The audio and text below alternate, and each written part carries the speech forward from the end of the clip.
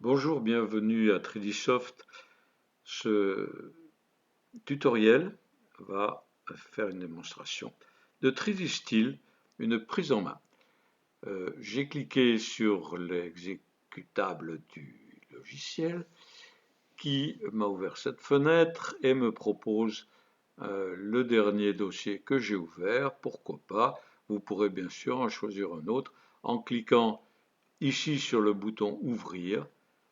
Alors là, je choisis une image et ce charmant animal, nous allons le déformer de différentes manières. Ce bouton nommé Démo, sur lequel je viens de cliquer, vous permet d'avoir une vue des effets qui sont préenregistrés, dont les paramètres sont préréglés et avec lesquels vous pouvez obtenir déjà des images.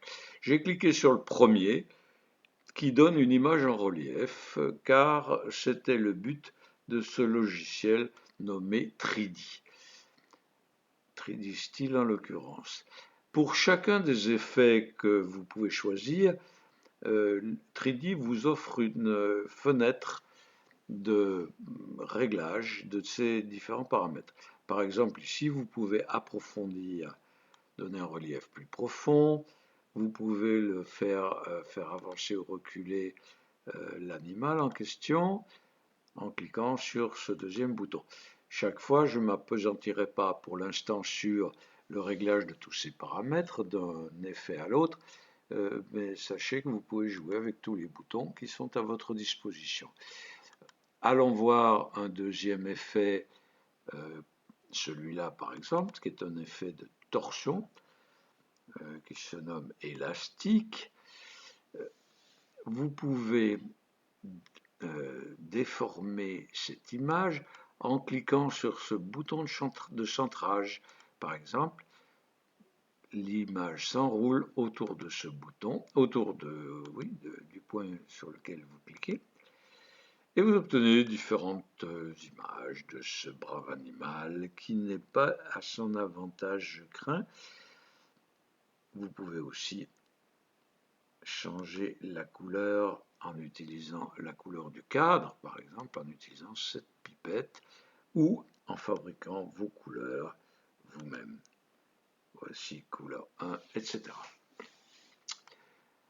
Donc, je vous montre ici un deuxième bouton qui s'appelle 3D, qui vous permet aussi de passer en revue les effets disponibles pour l'instant. Par exemple, nous avons vu ici l'anaglyphe tout à l'heure. Voici une vue stéréo qui pourrait être vue dans un stéréoscope, ou même, si vous y parvenez, à loucher suffisamment pour superposer les deux images. Vous avez ici un chapitre qui s'appelle Découpe et incrustation. Voici par exemple ce que nous appelons des strates, des secteurs qui s'appliquent à l'image. Voyons par exemple cet effet. Vous voyez qu'on peut encore le centrer de nouveau, par exemple sur l'œil du cheval. Je change ces secteurs ici en hélice, etc. Je n'entre pas non plus dans les détails et vous montre simplement un dernier effet que nous pouvons dans notre inventaire, là, qui pourra vous amuser. Voilà, vous avez ici de nouveau une boîte de dialogue qui s'appelle paramètres de découpe et incrustation, sur le détail duquel je ne vais pas venir. Simplement, par exemple, pour vous faire une petite démonstration, je tire cette petite fenêtre qui change les plages d'intensité autour desquelles le dessin se fait. Si vous voulez maintenant sauvegarder l'image que vous avez produite, vous avez ce deuxième bouton que je clique et qui vous ouvre le dossier, le dernier dossier qui a été utilisé à cet effet. Vous pouvez enregistrer votre travail dans ce dossier ou le fermer et ouvrir un autre dossier qui vous conviendrait, par exemple celui-là.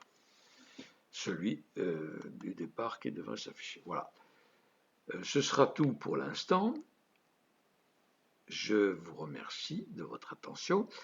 Amusez-vous à jouer avec tous les réglages possibles.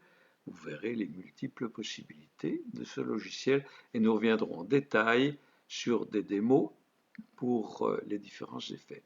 Merci, au revoir.